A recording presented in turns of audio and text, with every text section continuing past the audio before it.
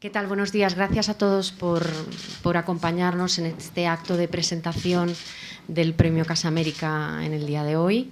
Gracias, Andrés, como siempre, por acogernos, a la gente de Planeta en Casa América. Gracias al otro Andrés por acompañarnos hoy aquí presentando el libro de Jorge Volpi, La tejedora de sombras. Deciros que como anunciaba ya Andrés, el libro se va a publicar prácticamente en simultáneo en todos los países de América Latina, es decir, que durante las próximas semanas se va a ir publicando en todos estos países y, por tanto, este es un lanzamiento del que nos sentimos como editores especialmente orgullosos, por cuanto los lectores de uno y otro lado del Atlántico son capaces de leer esta novela que tiene, como nos van a contar ahora, muchos puntos de interés. Deciros que además a nosotros nos ha gustado especialmente cómo Jorge Volpi nos cuenta que surgió la novela. Creo que con la ayuda de Andrés Neumann vamos a averiguar un poco más cómo descubrió Jorge a este personaje, el personaje de Cristiana, y cómo esta mujer desarrolló esta historia de amor, como dice Jorge, una gran historia de amor, rodeada además de una circunstancia muy especial, una mujer muy especial, con mucha fuerza, que creo os va a interesar. Te dejo que sigas con la entrevista, Andrés, y gracias de nuevo por estar aquí. Bueno, muy buenos días. ¿Se oye bien? Bienvenidos y bienvenidas, que estamos en pleno debate respecto de cómo abrir protocolariamente una charla.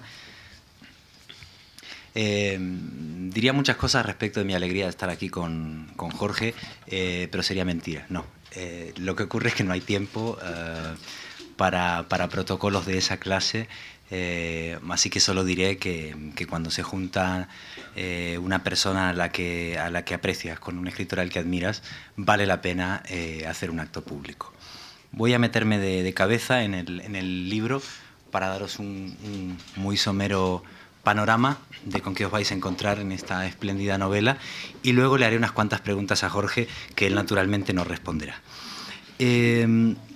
Hay una constante en Jorge Volpi, y es una mezcla de fascinación y ansia de desmitificación de las grandes figuras del pensamiento del siglo XX. Una especie de relación amor-odio con esas figuras, lo cual exige un esfuerzo titánico, ¿no? Teórico y conceptual, para el que muy pocos escritores en nuestra lengua estarían preparados.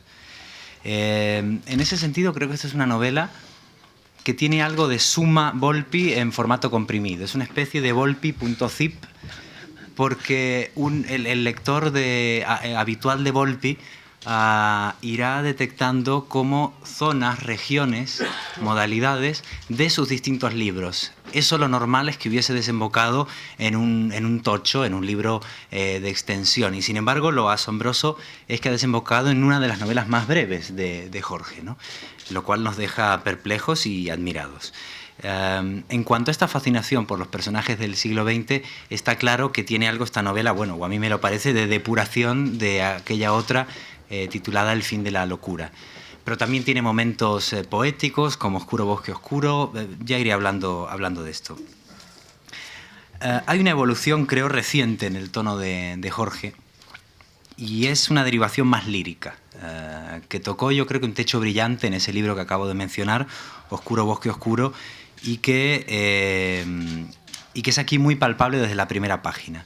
Iba a leer un fragmento de la primera página, pero me lo salto. Hay mecanismos de repeticiones musicales, hay metáforas sensoriales continuas, y Volpi conjuga entonces tres elementos que es muy difícil de encontrar en un mismo escritor. Por un lado, ese escoramiento lírico del que acabo de hablar. Otro es su capacidad de investigación, de la que se probó un maestro desde la novela que lo consagró, que fue En busca de Klingsor. Y otra es un gran rigor constructivo, ¿no? Entonces, esta manera de poder ordenar los materiales novelísticamente, haber investigado intelectualmente y tener apetito de lenguaje, esos tres elementos hacen que sus libros, y este en particular, sean extraordinarios. Se puede citar, por ejemplo, el último libro que había publicado, este ensayo Leer la mente o Mentiras contagiosas, del que ya hablaré más adelante. Hay un tono hipnótico, persuasivo, desde el principio, ya digo, en cuanto se abre la novela tiene ese efecto. Y ese creo que es unos rasgos muy, muy particulares de Volpi. Es un escritor que persuade, que captura, que se impone. Quien lo haya escuchado además razonar, y tendréis ese placer dentro de un momento, sabrá que esa es una característica propia del autor, ¿no? Su lógica y su prosa son igual de sólidas. Y creo que hay algo profundamente elocuente en la sintaxis de Volpi y que cada vez lo es más. Hay quizás, ahora me dirá Jorge, una relativa novedad en el autor, que por lo general ha sido como muy urbanita, y que en esta novela, que también es urbanita, hay sin embargo como pasajes de un exuberante paisajismo, ¿no? Y yo sonreía un poco perversamente porque al ver esto me daba la sensación de que era como si se cerrara un círculo y el crack le estuviese haciendo un irónico guiño al boom, ¿no? Ahora bien, a esta complejidad lingüística se le suma, como decía, una complejidad narrativa. Ya desde la primera parte se despliega ante nuestros ojos una serie muy ágil de flashbacks de casi medio siglo, mientras la escena del presente, que se va alternando con estos flashbacks, se demora al ritmo casi de una cámara lenta. Si uno analiza narratológicamente las primeras páginas de la novela, uno ya ve cuál es la complejidad temporal de esta novela. Tiene un corazón lineal, la novela, un comienzo lleno de flashback y a la vez una larga escena que se dilata y que recorre toda la novela. Una escena que puede durar minutos quizás y que sin embargo a la vez tarda 42 años. Lo que sí permanece, creo, como marca casi genética, ¿no?, de la casa Volpi es el interés por el abismo moral y sus vertientes. La culpa, los celos, la infidelidad, los traumas. Volpi es en definitiva un perverso. Esto es un titular. Dolor, locura. Cada novela suya propone como un abanico nuevo de personajes que poner en ese tablero, ¿no?, del abismo moral. Añade un puñado de nuevas piezas a ese tablero que es inagotable. Por eso no es extraño que tanto el autor como sus personajes sean de lo más wagnerianos. La importancia del personaje femenino. Y de ahí las citas de Mary Shelley, de la que hablaré ahora en un momento, ¿no? Creo que hay importancia creciente del personaje femenino en la obra de Volpi. Esto empezó a ocurrir muy claramente en No será la tierra. Y en esta novela que nos ocupa, Cristiana, la protagonista, vendría a ser lo que Jung decía que era una femme inspiratrice, o sea, una mujer estimulante y estimulada intelectualmente y sin ningún instinto maternal. Eso nos encanta porque estábamos un poco cansados ya de mujeres maternales en la literatura, y esta mujer lo que tiene es un gran conflicto con la idea de la maternidad. Los diarios de Cristiana, que se reproducen, en realidad se fingen reproducir porque son cosecha de Volpi, los diarios de Cristiana que hay, que trufan la novela, son extraordinarios. Son momentos de una prosa bellísima, con largas y profundas disyuntivas, y me voy a permitir, ya cerca de acabar, leer un fragmento para que vean hasta qué punto la prosa de Volpi brilla en esos momentos. Escribe Volpi que escribe Cristiana en su diario. Mujeres que hilan apaciblemente por las tardes y mujeres que deambulan por el malecón sin compañía. Mujeres que de niñas recortan los vestidos de sus muñecas y mujeres que arañan ferozmente a sus hermanos. Mujeres que sueñan con tulipanes coloridos y mujeres cuyo mayor anhelo es ser oídas. Mujeres con los labios pintados de carmín y mujeres a quienes las distingue su melena encabritada. Mujeres que consuelan a los heridos y mujeres que se abren camino a trompicones. Mujeres que regañan o corrigen a sus vecinos y mujeres que no logran corregirse ni a sí mismas. Mujeres que saben escuchar y mujeres que gritan a voz en cuello. Mujeres comprensivas y mujeres desmañadas. Mujeres que guardan en vela con un libro y mujeres que persiguen a sus presas sin clemencia. Mujeres hogareñas y mujeres peregrinas. Mujeres sabias que contienen su deseo y mujeres inmaduras cuyo deseo nunca se sacia. Mujeres que aman a los hombres más que a sí mismas y mujeres que aman a los hombres aunque nunca demasiado. mujeres nacidas para convertirse en abuelas veneradas y mujeres que envejecerán sin compañía, mujeres como ellas y mujeres como yo. Creo que eso resume a la perfección este bellísimo pasaje, el espíritu del personaje de Cristiana. La novela tiene un comienzo, digamos, erótico y un final tanático. No digo más, empleo esos dos términos psicoanalíticos como lo es esta novela. Es la historia de un experimento amoroso, admirablemente resumido, creo yo, en estas dos líneas. Dice Cristiana: mi mente está llena de preguntas y quiero preguntártelas todas a ti. A nadie más que a ti. Es verdad que es una historia de amor bastante terrible. El que quiera una historia de amor de Walt Disney, que lea otro libro. En Volpi hay siempre un interés por la razón y por el deseo, por la ciencia y por la locura, es decir, por estos opuestos que se unen de forma bastante terrible. Y creo que esto llega a su culmen en esta novela en el siguiente sentido. Es un experimento con el amor, con lo más visceral, con lo más desesperado, con lo más desgarrador, y sin embargo eso se diseña geométricamente. Hay deseos entrecruzados, dobles parejas y juegos de triángulos. Hay una especie de geometría de la pasión, una racionalización de lo instintivo que hace que se unan especialmente bien esos dos polos de los que hablaba antes y que tiene mucho que ver con la esencia propia del psicoanálisis, que es racionalizar lo instintivo o lo inconsciente.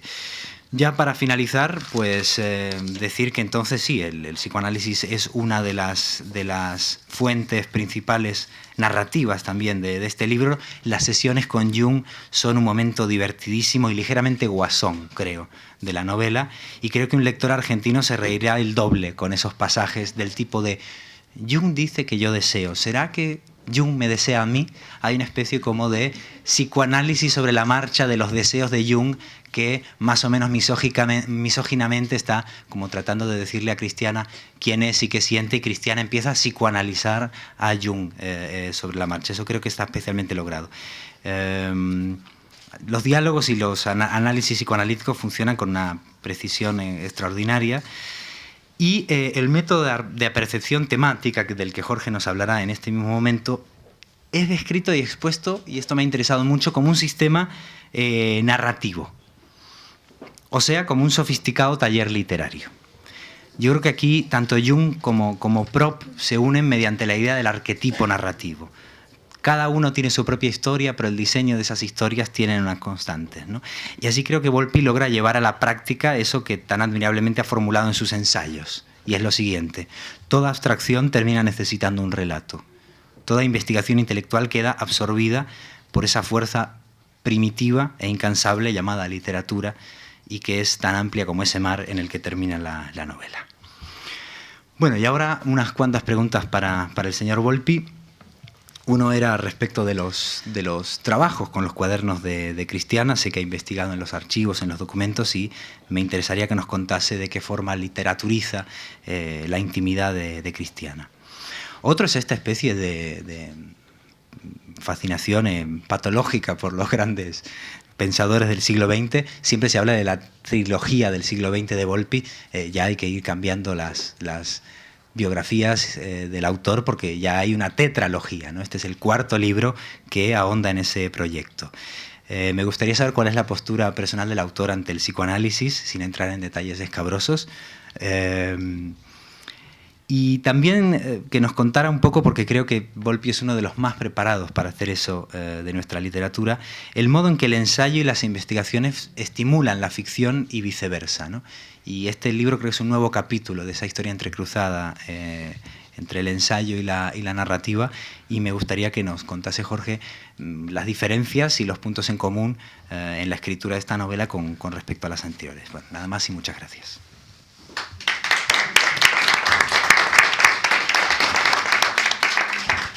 Bueno, pues muy buenas tardes. Muchísimas gracias a todos por acompañarnos aquí en esta ocasión. Muchas gracias a Andrés y a Marcela, Casa de América y Planeta, por esta gran oportunidad.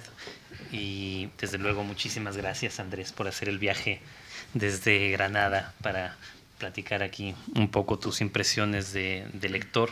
Te lo agradezco muchísimo, y además es recíproco ese afecto y esa admiración que sabes que yo te tengo desde hace muchos años, así que me encanta la idea de asentar esa complicidad literaria una vez más aquí en esta ocasión. Bueno, voy a tratar de contarles brevemente un poco cómo llegué a esta historia y un poco hacia dónde va. Ya Andrés ha hecho un análisis más exhaustivo de la novela misma. Primero que nada, los personajes. Christiana y Henry. Christiana Morgan y Henry Murray. En el 2005 yo estaba como profesor visitante en la Universidad de Cornell en Estados Unidos y estaba investigando para mi novela No será la Tierra. Estando ahí se me ocurrió que podría incluir entre los personajes de esta novela al Unabomber. Seguramente ustedes se acuerdan de este extraño terrorista norteamericano que mandaba cartas bomba. Bueno, entre los muchos libros que leí, encontré uno de Aston Chase que se llama La educación de un terrorista, en donde cuenta los primeros años de la vida de Ted Kaczynski, del Unabomber. Y resulta que este hombre estudió en Harvard, era un muy brillante y muy inadaptado, como casi todos los alumnos de Harvard, estudiante de matemáticas. Y él mismo cuenta que uno de los episodios más perturbadores en su vida, que quizá lo perturbaron tanto como para convertirse en terrorista, fue haber participado en un experimento psicológico en la Universidad de Harvard que llevaba a cabo un profesor del departamento de psicología llamado Henry Murray. Esa fue la primera vez que escuché su nombre. Ustedes lo están viendo ahí todavía muy joven, pero esto ya ocurre en los años 60.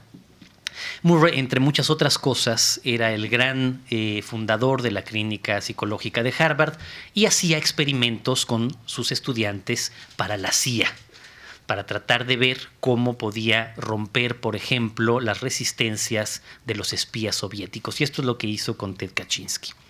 Pero Chase, en su libro, además contaba que Murray tenía una extrañísima relación amorosa con su amante, con la que dura 42 años, a la que ambos denominaban la díada de dos, evidentemente. Y así fue como escuché por primera vez el nombre de Christiana Morgan.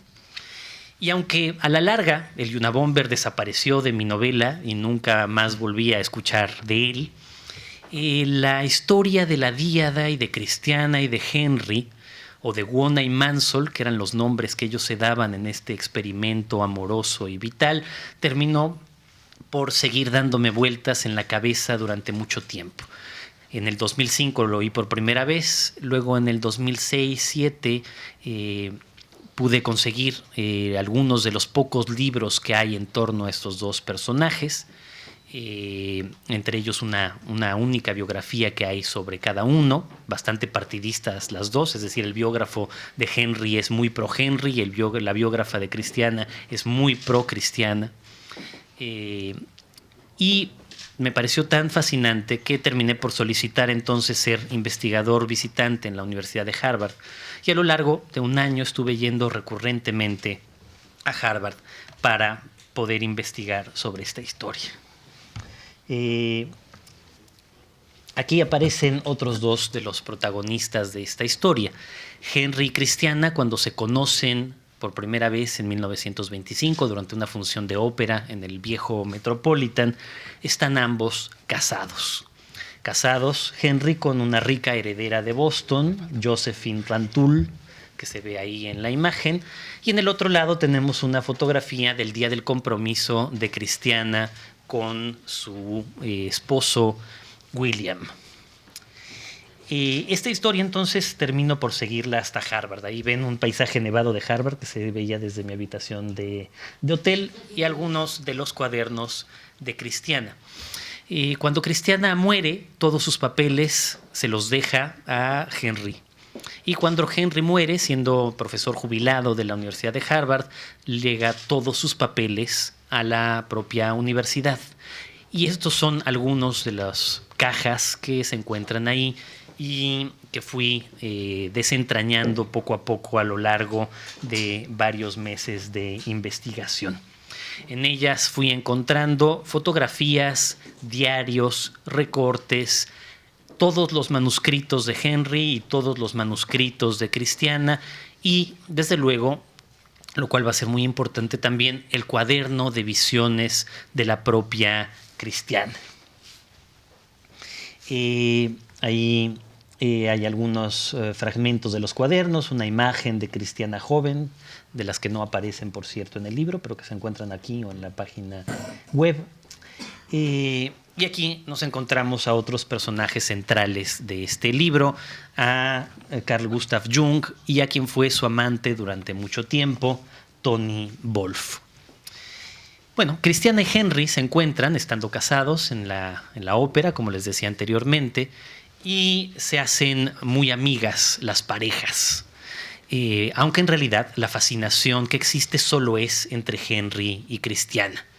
Ella es una joven llena de inquietudes, pero también profundamente perturbada por depresiones, que, aunque tiene un padre bastante liberal en su momento, le impide estudiar en la universidad, que solo le permite estudiar arte, porque es el entretenimiento que pueden tener las mujeres de su clase en esa época. Pero ella se dedica a leer todo lo que en esos momentos está siendo publicado en torno a psicología y psicoanálisis. Es una de las primeras lectoras serias de la obra de Freud y de Jung, que apenas se traduce al inglés en esos años.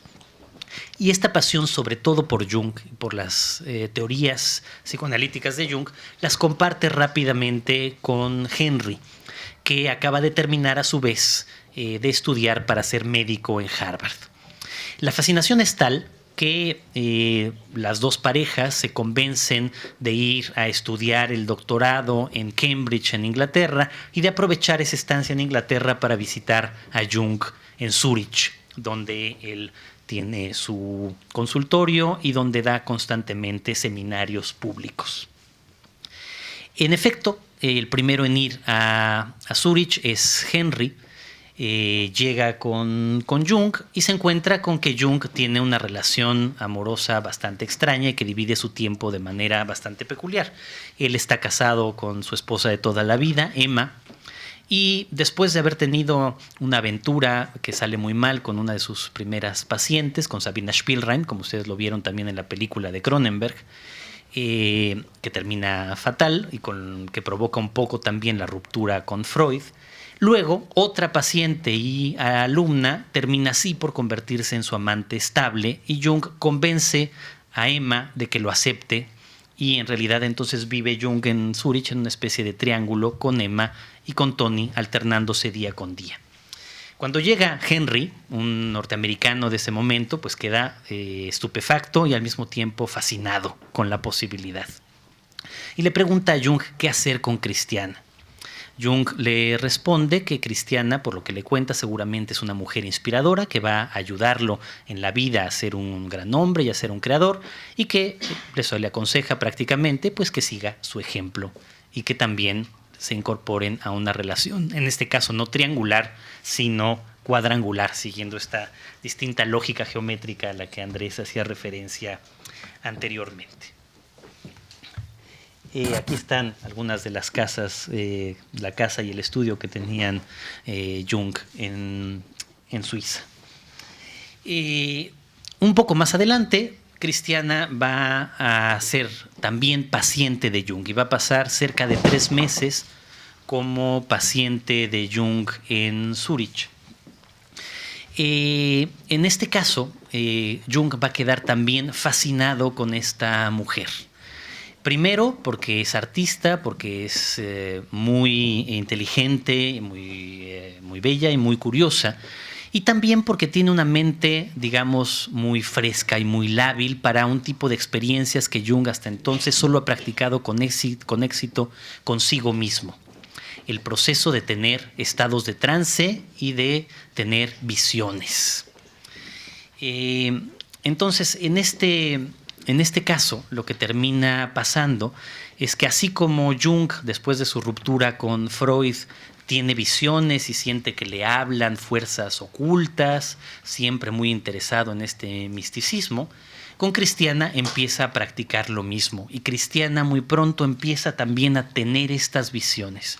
Pero la gran ventaja de Cristiana, al ser una artista, al haber estudiado arte en Nueva York, es que esas visiones no solo las tiene, lo cual además la perturban muchísimo, sino que además las va dibujando. Y poco a poco va componiendo una serie de cuadernos, los cuadernos de sus visiones. Esos cuadernos van a ser fundamentales en muchos sentidos, fundamentales para la vida de Cristiana, fundamentales porque en ellos va a querer cifrar Cristiana posteriormente toda su relación de amor con Henry, y fundamentales también porque cuando yo me encontré ese cuaderno lleno de estas imágenes en una de las bibliotecas de Harvard fue cuando decidí que debía de contar finalmente esta historia. En el libro se reproducen algunas, en la página web ustedes encontrarán otras y aquí hay unas cuantas más simplemente para que ustedes puedan verlas a color. Son imágenes que, como alguien me decía, parecen muy imbuidas del surrealismo de la época, pero que tienen que ver con esa misma fuente. Son imágenes que, según Jung, provienen directamente del inconsciente. Le está diciendo a Cristiana que está viendo el inconsciente mismo, ese animal poderosísimo que todos tenemos, pero que solo ella no solo puede ver, sino que nos puede permitir a todos observar. Ahí están otras de las imágenes. A partir de ese momento, también Jung queda fascinado con Cristiana, con sus visiones, pero a Cristiana le da una orden bastante clara. Le dice muchas veces a lo largo de las sesiones de terapia, las mujeres, le dice, tienen que hacer algo por el mundo, tienen que hacer algo por las generaciones futuras. Y tienen dos opciones. Pueden criar hijos o pueden criar hombres. Decide, Cristiana, tú qué quieres hacer, criar hijos o criar a Henry. Crear a Henry, hacer que Henry se convierta en un gran hombre. En la mentalidad de la época, lo revolucionario ya era lo segundo. Nadie se le ocurre en ese momento, a Jung menos que a nadie, decir que había una tercera posibilidad, la de que Cristiana misma fuese la creadora. No, todas estas imágenes, toda su parte creativa solo debe servir para inspirar a que Henry se convierta en ese gran hombre que todos estábamos esperando. Menos Henry, probablemente. Lo que termina pasando es que tienen estas sesiones de análisis. Al término de cada sesión de análisis, Cristiana regresa a su cuarto de hotel y de inmediato transcribe lo que Jung le dice a ella. Por ejemplo, esta barbaridad que acabo de decir hace unos momentos. Cuando yo me topé con estos cuadernos de Cristiana, era como estar introduciéndome como una especie de voyeurista de una sesión de psicoanálisis con Jung. Es como si uno de pronto tuviera la capacidad de atestiguar cómo Jung analizaba a uno de sus pacientes. Como en esta serie de televisión maravillosa, en Terapia, en Treatment, que ustedes ven que el analista y la paciente, y por eso nos gusta tanto, porque vemos qué está pasando, pues así, pero con Jung. Entonces, respondiendo a una de las preguntas de Andrés, finalmente, en efecto, a la hora de decidir qué hacer con todo este material, me planteé muchas decisiones. La principal es que yo no quería escribir una biografía, eso ya lo había hecho Claire Douglas y lo había hecho bastante bien. Yo lo que quería era lo que puede o debe intentar al menos un novelista, que es entrar en el mundo interior de Cristiana y en el de recuperar lo que ella vivió desde dentro, no basándome simplemente en los hechos. Entonces, prácticamente la gran búsqueda era encontrar la voz de Cristiana. Y prácticamente todo lo que aparece en el libro es la fabulación mía a partir de sus diarios, de sus documentos, con una sola excepción. Todo lo que dice Jung en la novela es transcrito prácticamente, literalmente, de los cuadernos de Cristiana. Es decir, que si ustedes se escandalizan viendo lo que dice Jung, o como algún amigo me decía, ¿pero por qué haces que Jung diga estas barbaridades? Bueno, no. En este único caso, Jung las decía directamente. Todo lo demás, como por ejemplo el fragmento que leyó Andrés, efectivamente no son parte del diario de Cristiana. Es la imaginación que permite que uno se ponga en el lugar del otro y que uno se convierta, al menos por unas horas, por unos segundos, en una mujer norteamericana que murió hace 43 años. El proceso, pues, va dando lugar a estas imágenes y luego nos encontramos ya con la Díada, que es la historia central de este libro, la historia extraña de este amor de 42 años entre Henry y Cristiana. Siguiendo las enseñanzas de Jung, regresan a Estados Unidos, él se convierte en profesor en la Universidad de Harvard, a ella la contrata de asistente, y durante 42 años van a seguir esta relación cuadrangular hasta las muertes de Josephine y de Will, del esposo de Cristiana y de la esposa de Henry. Y va a ser una relación en donde ellos quieren vivir un experimento mental, que sea también un experimento vital, y que el amor, como decía antes Andrés, se convierta para ellos en una especie de práctica que le sirva al resto del mundo, a todos nosotros. Esa era su pretensión. Perdón, ¿puedo Sí. decir una cosa que me parece importante y que creo que para introducirse en el libro podía ser útil? Hay dos citas en tu novela al principio, una de Moby Dick y otra de Frankenstein. Y de pronto, escuchándote esto último, estabas diciendo, he pensado en una posible relación entre las dos citas, porque Moby Dick es la historia de un monstruo natural, ¿no? Y Frankenstein es la historia de un monstruo artificial. Un monstruo artificial escrito además por una mujer que, por cierto, era hija de la autora de la Vindicación de los Derechos de la Mujer. Pero digo, entonces tenemos un monstruo natural que es un Moby Dick. Henry está escribiendo, o dice que va a escribir, una biografía de Moby Dick durante toda la novela, así que esa ballena recorre la novela entera. Y Frankenstein es esa especie de criatura que mediante una operación científica racional se trata de crear. Entonces yo decía, bueno, ¿y cuál es la relación entre esas dos citas? Y ahora de pronto se me ocurre una posibilidad, ¿no? Ambas hablan del deseo. Entonces, uniendo las dos citas se podría decir quizá, no sé, que la Díada es como una operación de construcción artificial o de reelaboración artificial de un monstruo natural, que es el deseo.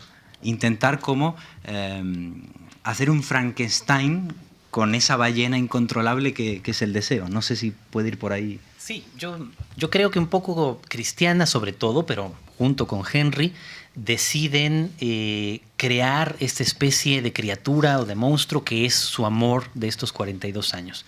Un amor que da una enorme cantidad de vuelcos, que está basado en las teorías junguianas, que los hace convertirlo casi en una especie de religión privada. Se inventan rituales, ceremonias, ella las llama anuestas. Creo que ahí aparece una. En la segunda imagen, cada cierto tiempo, normalmente cada cambio de estación, 4 veces al año, hacían una gran ceremonia entre ellos dos. Entonces ella diseñaba un cuadernito y en el cuadernito tenía dibujos y ponía la música que tenían que escuchar, las oraciones que tenían que repetir juntos, a qué dioses de su amor le tenían que rezar y luego las prácticas sexuales que iban de lo más sublime a lo más violento que tenían que llevar a cabo en cada una de ellas para llegar a esa iluminación que les tocaba en cada temporada. Y esto lo hacen durante 30 y tantos años de historia. Es la manera como convierten esa pasión en una especie de religión. Al mismo tiempo, Henry participa también activamente comprando primero para Cristiana una torre que se parece a la torre que tenía Jung en Zúrich, es la que ustedes ven en la imagen inicial, y esa torre es el templo de su amor, una torre construida exclusivamente para el amor entre ellos dos, aunque luego va a terminar Cristiana viviendo ahí. Es una torre que todavía existe. En el sótano tenían prácticas muy violentas, ya saben, con látigos, con golpes. En la parte de hasta arriba, la que llamaban el tálamo, era donde tenían las experiencias más sublimes de iluminación y luego había todos los pasos intermedios en el piso de en medio. Y es una lucha constante de Cristiana, además, porque todo esto, basado en sus visiones, le sirva a Henry para escribir sus libros de psicoanálisis, sus libros sobre Melville, que es uno de los grandes redescubridores de Melville, pero que también sobre todo le sirva para escribir el gran libro en el que ellos van a contar toda esta historia a la que llaman la proposición. Un libro que al final no terminarán escribiendo nunca. Escriben otras cosas, ahora me referiré a ellas, pero ese gran libro siempre queda truncado. Hay enormes fragmentos, borrones en los archivos, pero no ese libro que cuenta completamente la historia de su amor. Ahora, ¿por qué ese amor es tan apasionante? Porque ellos intentan llevar a su límite primero el amor romántico. De alguna forma, Henry y Cristiana, Wona y Mansell, quieren sumarse a esa lista que empieza con Abelardo y Eloísa, con Tristán e Isolda, con Romeo y Julieta y con todos los nombres del gran amor romántico llevado a sus últimas consecuencias. Pero también, a diferencia de todos estos héroes románticos anteriores, ellos están decididos a ser completamente libres gracias al psicoanálisis junguiano. Y eso pues es el gran conflicto que viven. Ellos se permiten todo tipo de libertades sexuales, los dos tienen muchos otros amantes a lo largo de este tiempo, pero en cambio las escenas de celos pueden ser violentísimas cuando ya no se trata solamente de escenas de sexo, sino cuando cualquiera de los dos comienza a involucrarse emocionalmente con cualquiera de estas otras parejas que sí se permiten tener. Es la gran lucha de Cristiana en el fondo por la libertad, por romper toda esta serie de prejuicios del mundo masculino que la dominan en su época, pero todavía también por conciliar esta idea del amor romántico que quizá con ella alcanza pues una de sus últimas heroínas, antes por lo menos de que en los años 60 cambien de alguna forma todo el juego de poder en las relaciones amorosas y sexuales. Un último punto que quería contarles, desde luego, es que el punto quizá más triste o final entre la relación en ellos tiene que ver con que ambos desarrollan un test psicológico, que es su contribución a la psicología más importante probablemente hasta el día de hoy, a partir de los estudios sobre la personalidad que ellos llevan a cabo. Este test se llama test de apercepción temática, que es que todavía los psicólogos continúan utilizando en muchas partes del mundo y que es un test fantástico. Como decía Andrés, es un test narrativo. Lo desarrollan juntos, desarrollan la manera de utilizarlo juntos, y las láminas que se utilizan, que en teoría no se pueden mostrar al público, pero que yo estoy rompiendo esa regla en este momento. Algunas fueron directamente dibujadas por Cristiana. Por ejemplo, esta fue directamente dibujada por Cristiana. La idea es que los pacientes de pronto tengan una lámina tras otra en procesos de 5 minutos a lo largo de sesiones de 1 hora. Y lo que se les pide a los pacientes es que cuenten las historias que ven en las láminas, una tras otra, durante 5 minutos, y se les van haciendo preguntas sobre las historias subyacentes a estas imágenes. Cuando Cristiana y Henry desarrollan este test, en el fondo ellos quieren utilizarlo para descubrir cuál es la personalidad de cada uno de los pacientes, que se ve inevitablemente identificado con las figuras que aparecen. Pero visto desde otra perspectiva más nuestra, más literaria, este test convierte a cualquiera en escritor. Lo que se puede hacer, lo que un crítico literario puede hacer con los libros de Andrés o con los libros de Adolfo García Ortega, que es ir viendo cuáles son sus patrones, sus obsesiones, la manera como inevitablemente se están identificando con algunos de sus personajes o con los míos. De pronto, gracias al test de Cristiana, lo podemos hacer con cualquiera. De pronto, cualquiera, durante el lapso que dura este test, se convierte también en un escritor, en un narrador, y nosotros podemos tratar de averiguar cómo sería como narrador, que es una forma de decir quién sería.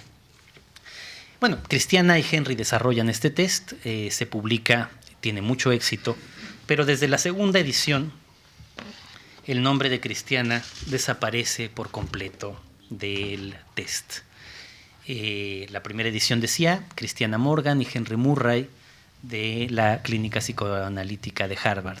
A partir de la segunda edición, que es la que se reproduce ya en todos estos ejemplares que se pueden comprar por internet, solamente dice Henry Murray y el equipo de la Clínica Psicológica de Harvard. Es ahí el momento en donde probablemente Cristiana desaparece por completo de la historia. Y un poco el sentido de este libro también es sobre todo contar la historia de ella, contar esta búsqueda abismal de ella, una búsqueda que es tan abismal como la del capitán Ahab buscando la ballena blanca y tan abismal como la de el doctor Frankenstein o la propia Mary Shelley buscando reproducir a otro ser humano. Es la búsqueda de esta mujer adelantada a su tiempo que, sin ser una activista, que sin pensar absolutamente en el feminismo, lucha por completo para liberarse de los patrones masculinos que la dominan. Y en algún sentido, en vez de ser de las mujeres que, como muchas otras que le seguirán, salen a las calles para pelear por esos derechos que merecen, ella simplemente intenta encontrarlos en sí misma. Y va a terminar, eso sí, brutalmente enfrentada a una época que la va a condenar hasta el final de sus días a ser una mujer inspiradora y a obligarla a no crear niños, pero a crear o criar hombres. Muchas gracias.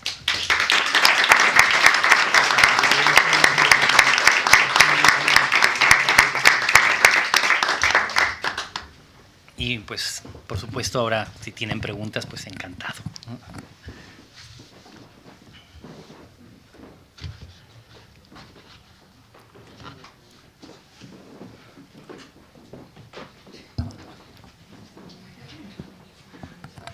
Son las neuronas espejo las que hacen que nos imitemos y normalmente nadie levanta la mano hasta que alguien levanta la mano. Entonces, aunque no vayan a preguntar, basta con que alguien levante la mano para que alguien que sí quiere preguntar, levante la mano.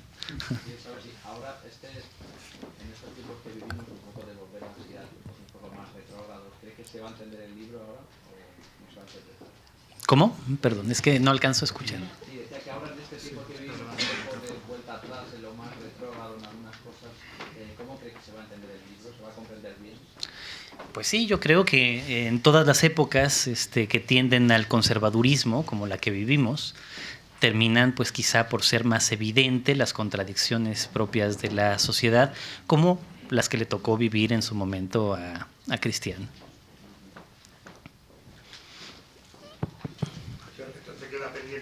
Perdón, ¿qué figura del siglo XXI tienes en el cajón y tienes ganas o el proyecto de dedicándolo a la gente? Solo le queda Maradona, ¿no?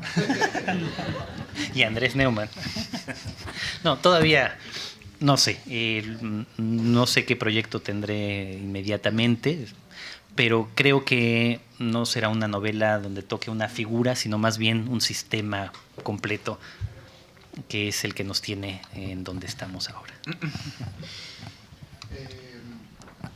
Podría decirse que lo que lleva a cabo con su vida la protagonista es un experimento para vivir la vida a plena potencia, exacerbando cada una de sus facetas, tanto las positivas como las negativas, entregándose de alguna manera de forma total a la vida, digamos, a todas las potencias positivas y negativas de las que hablaba Jung. Pues sí, por supuesto. El psicoanálisis junguiano es para Cristiana una especie de virus que desde la primera vez que lee un libro de Jung, siendo muy jovencita, termina por invadir completamente su mente, y todo lo que va a vivir a partir de entonces es en términos junguianos. Es casi como si hubiera sido contagiada por la enfermedad del junguianismo. Y en efecto, en ese modelo del mundo junguiano basado en los arquetipos, en los mitos, en las oposiciones, ella quiere alcanzar quizá la manera de no enloquecer y de vivir si no felizmente, por lo menos sí, como dices, sin duda, lo más intensamente posible. Todo lo que les enseñaba, todas estas anuestas, los ritos, el templo, cada cosa es como si ella estuviese decidida fatalmente a nunca aburrirse, a nunca caer en la monotonía de la vida, a nunca quedar satisfecha con la cotidianidad, a siempre buscar maneras de vivir intensamente, en este caso, su relación amorosa con Henry, que va a convertirse, ya fracasada su carrera académica, un poco también por culpa del propio Henry, en su única obsesión. ¿Y cómo te has llevado con un personaje tan, por lo que has dicho, tan perteneciente a la tradición de las protagonistas de la novela romántica, entendida en el sentido del romanticismo del siglo XIX, de ese no aburrirse, de ese buscar de alguna manera, de ese vitalismo? ¿Qué tal te has llevado tú, que perteneces a una época tan distinta? Pues ese es el gran reto de la escritura y también el gran reto de los lectores. Y yo empecé a convivir con Christiana Morgan desde el año 2005 y a partir de cierto momento me di cuenta de que no solo convivía cotidianamente con ella, sino que me transformaba en ella y que ese era mi principal objetivo. Y la novela también está escrita así. La novela empieza con un narrador omnisciente y poco a poco, de maneras bastante extrañas, empiezan a aparecer otras voces que desalojan al omnisciente y por fin la novela concluye con la que yo creo que encontré finalmente como la voz de Christiana, que en ese momento también era mi propia voz y yo me convertí en ella, obviamente parafraseando lo más humildemente posible a Flaubert. Christiana Morgan soy yo y por supuesto espero que en una época como esta, pues gran parte de los lectores terminen diciendo exactamente lo mismo. Christiana también soy yo, sin importar que sean hombres o mujeres quienes lean el libro.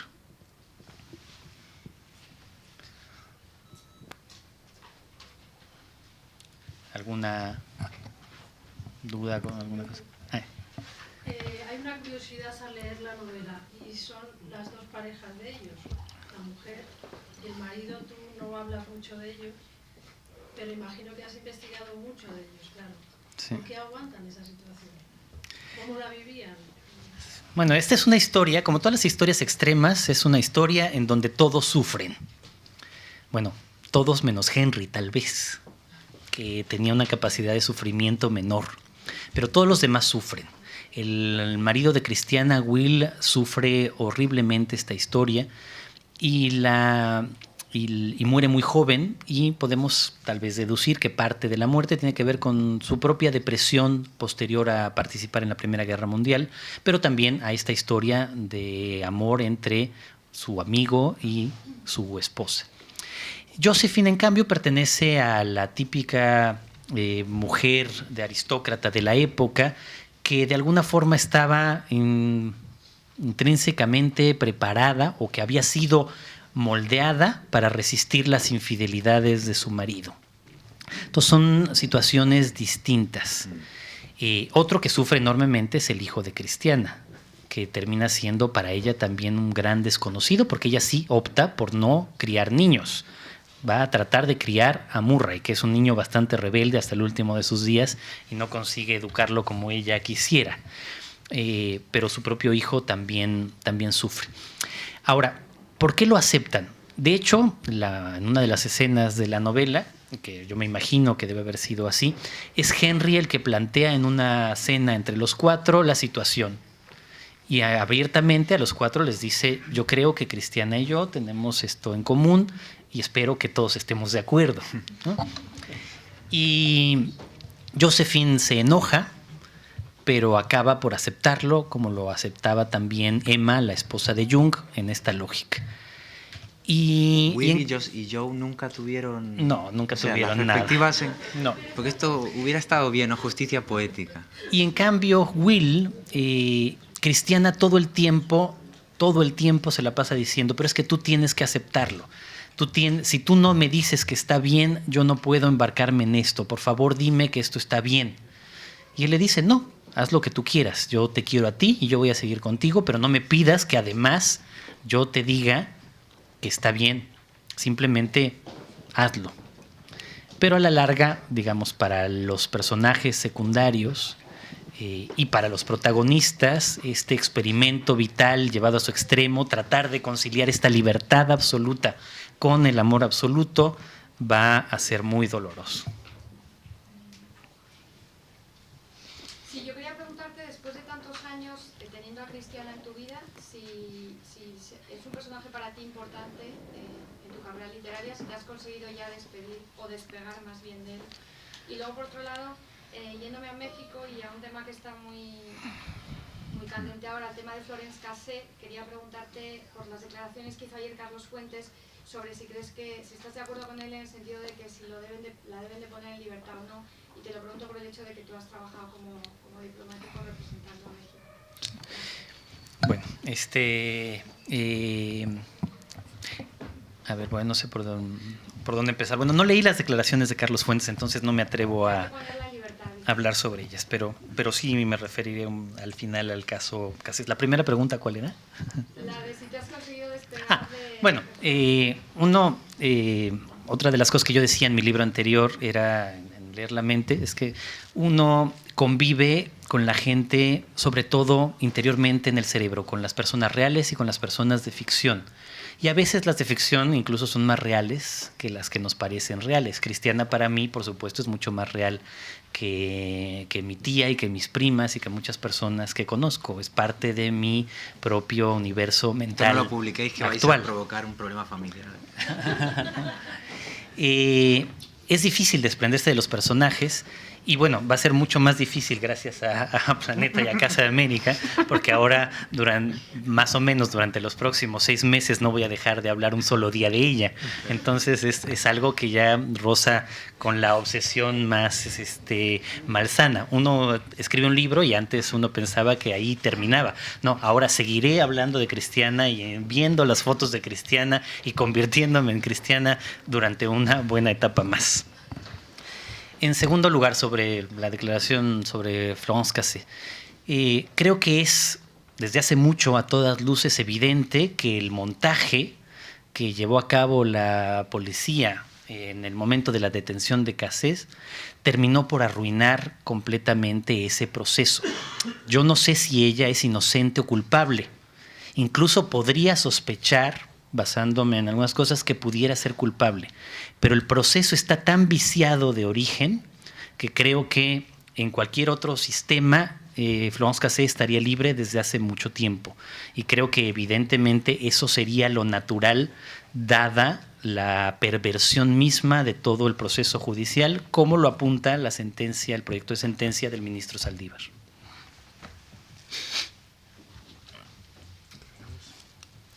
Y pues muchísimas gracias de veras a todos por estar aquí. Muchas gracias. Felicidades.